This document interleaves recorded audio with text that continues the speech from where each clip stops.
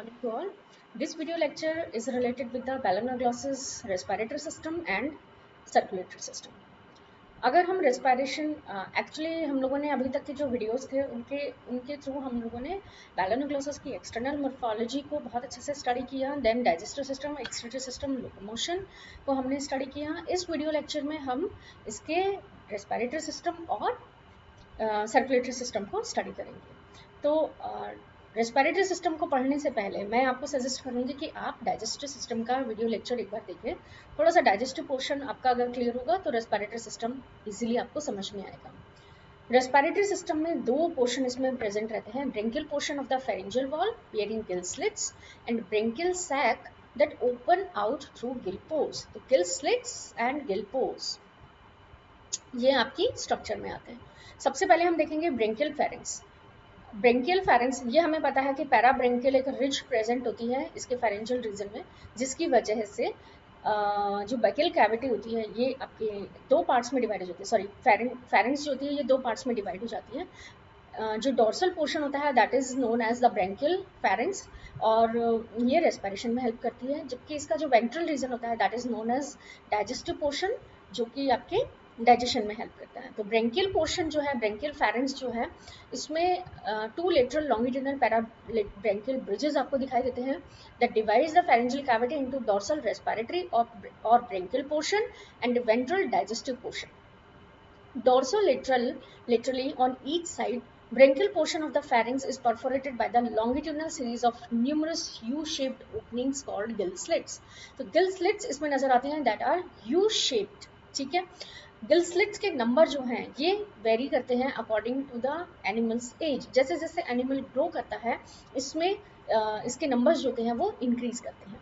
Each gill slit is a broad oval slits in the beginning, यानी शुरू में कैसे होते हैं ये ओवल शेप्ड होते हैं, लेकिन जब एक एनिमल एडल्ट फॉर्म में आ जाता है तो ये कैसे हो जाते हैं, यू शेप्ड स्ट्रक्चर होते हैं। यू शेप्ड स्ट्रक्चर कोई भी होगी तो उसके सेंटर में कुछ पोर्शन होगा और उसके आउटर में कुछ पोर्शन होगा, जिसे हम अलग अलग नामों से इसमें जानते हैं। A hollow projection of the dorsal pharyngeal wall called tongue bar, यानी कि जो यू शेप स्ट्रक्चर बनती है, यू शेप जो स्ट्रक्चर बनती है उसके जो बीच का जो रीजन होता है जो फेरिंजियल वॉल का होता है that is known as tongue bar and the tongue bar is the main respiratory structure, जहां से कि आपका गैसेज एक्सचेंज होने वाला because of is highly vascularized epithelium, ठीक है। इसको हम आगे वाली स्लाइड में देखेंगे। Hollow tongue bar encloses coelomic cavity and do not touch the ventral side of the gill slits. The portion of pharyngeal wall between the two adjacent U-shaped gill slits are called gill septa. Gill septa are solid and do not enclose the coelom. तो आप ये देखेंगे कि टंग बार जो है वो encloses coelomic cavity को enclose कर रहे हैं, जबकि गिल सेप्टा जो है आपके ये सीलोमिक कैविटी को एनक्लोज नहीं करते हैं, ठीक है। नेक्स्ट स्लाइड में आप देखेंगे इसकी स्ट्रक्चर को। यहाँ पे आप देखिए आपको गिल स्लिट नजर आ रहा है, टंग बार नजर आ रहा है और गिल सेप्टम नजर आ रहे हैं, ठीक है। दो ये जो यू शेप जो स्ट्रक्चर है this is known as gill slit, ठीक है। जो व्हाइट कलर की है गिल स्लिट में क्या है आपका सीलोम प्रेजेंट है। इसमें जो यू शेप स्ट्रक्चर के जो बीच वाली जो गिल फेरिंजियल वॉल है this is known as tongue बार, ठीक है। बाहर जो यू शेप्ड गिल स्ट्रक्चर के बाहर के जो रीजन है this is known as gill septum, ठीक है। Gill septum and tongue bar ये दोनों ही फेरिंजियल वॉल की स्ट्रक्चर है। टंग बार जो है वो सेंटर में प्रेजेंट है और गिल सेप्टम जो है ये जो गिल स्लिट है, जो यू शेप्ड गिल स्लिट है इसके बाहर की तरफ प्रेजेंट है, ठीक है। यहाँ पे फेरिंजियल वॉल को सपोर्ट करने के लिए ब्रेंकियल स्केलेटन प्रेजेंट होते हैं, जो कि कैसे होते हैं आपके M shaped branchial skeleton present है। जो पास वाली जो स्ट्रक्चर आपको दिखाई हुई है इसमें आप देख सकते हैं एम शेप्ड स्ट्रक्चर प्रेजेंट है, ठीक है। इसमें सेंटर में एक रॉड लाइक सेप्टम प्रेजेंट होता है जो कि दो सेप्टम के फ्यूजन से बनता है। आप इसको कैसे पहचान सकते हैं, नीचे से ये बाइफर्केटेड है, ठीक है। तो ये जो बाइफर्केटेड स्ट्रक्चर होती है ये कहाँ पे प्रेजेंट है, दो गिल सेप्टम गिल स्लिट के बीच में जो दो यू शेप्ड स्ट्रक्चर नजर आ रही है उसके जो सेंटर में स्ट्रक्चर प्रेजेंट है ये आपके रोड ऑफ सेप्टम है, जो कि नीचे से बाइफर्केट हो रही है। और इसके जो एक्सटर्नल एजेस है ये कहाँ पे प्रेजेंट है, दो एडजेसेंट जो टंग बार है वहां पे प्रेजेंट है। आपको थोड़ा इसको बहुत क्लियरली इसको समझना होगा, अदरवाइज आप बहुत कंफ्यूज होंगे इसमें। आपको गिल स्लिट समझ में आना चाहिए। गिल स्लिट क्या है, जो यहाँ पे एक होलो ट्यूब जैसी स्ट्रक्चर बनी हुई है, वाइट है, जिसमें कोई डॉटेड नहीं है, वो आपका गिल स्लिट है, जो कि सीलोम को कवर कर रहा है, ठीक है। इसके बीच वाली स्ट्रक्चर को हम कह रहे हैं टंग बार, और इसके बाहर वाली स्ट्रक्चर को हम कह रहे हैं गिल सेप्टम। क्लियर है ये चीजें बिल्कुल। अब हम यहाँ पे देख रहे हैं कि जो रोड ऑफ सेप्टम है, जो एम शेप्ड स्ट्रक्चर का जो बीच वाला रीजन है, ये कहाँ पे प्रेजेंट है, दो यू शेप्ड स्ट्रक्चर के बीच में, यहाँ कहीं पे ये प्रेजेंट है, दो यू शेप्ड स्ट्रक्चर के बीच में प्रेजेंट है, ठीक है। तो आप इस तरह से इसका अरेंजमेंट देख सकते हैं। इसके बाद में आता है आपका branchial sac. Gill slit do not open. यहाँ पे आप देखिए, ये कॉलर आपको नजर आ रही है ऊपर की तरफ। कॉलर जो है, ये कॉलर कैनाल या कॉलर पोर के थ्रू जो होती है, ये कहाँ पे खुल रही है, ब्रेंकियल सैक में खुल रही है, ठीक है। ब्रेंकियल सैक जो है, इसमें क्या प्रेजेंट है, आपके गिल स्लिट्स प्रेजेंट है। 4 गिल स्लिट्स जो है वो मिलके एक ब्रेंकियल सैक बना रहे हैं। ये किसकी हम बात कर रहे हैं, बैलानोग्लोसस मिसैकेंस की बात कर रहे हैं, जहाँ पे कि 4 गिल स्लिट्स मिलके एक ब्रेंकियल सैक बना रहे हैं। तो कॉलर रीजन भी क्या है, गिल पोर के थ्रू बाहर खुलती है। इसी तरह से ब्रेंकियल सैक भी क्या है, गिल पोर के थ्रू बाहर खुल रहा है। तो जो आपका जो वाटर का जो करंट होता है, वाटर जो कोर्स होता है, वो कैसे रहता है, mouth, pharynx, branchial sac, branchial chamber, branchial sac, branchial sac से गिल पोर के थ्रू बाहर खुल जाता है। तो गिल पोर, गिल स्लिट्स दो अलग अलग स्ट्रक्चर हैं, ये आपको पता होना चाहिए। पहले वाटर जो है वो गिल स्लिट्स में, गिल स्लिट से गिल पोर, गिल स्लिट से कहाँ जाएगा, ब्रेंकियल चैम्बर, और ब्रेंकियल चैम्बर से कहाँ जाएगा, गिल पोर के थ्रू बाहर की तरफ निकल जाता है। मैकेनिज्म ऑफ रेस्पिरेशन में हम क्या करेंगे, वाटर करंट के जो वाटर करंट का जो कोर्स है उसी को हम स्टडी करते हैं।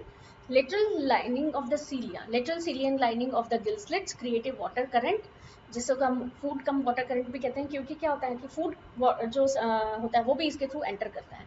That enters the pharynx through mouth and then passes through the gill slits into the bronchial sac and finally leave the gill pore। तो कैसे कैसे रहा, pharynx, mouth, pharynx, then gill slits, gill slits से branchial sac and branchial sac से gill pores.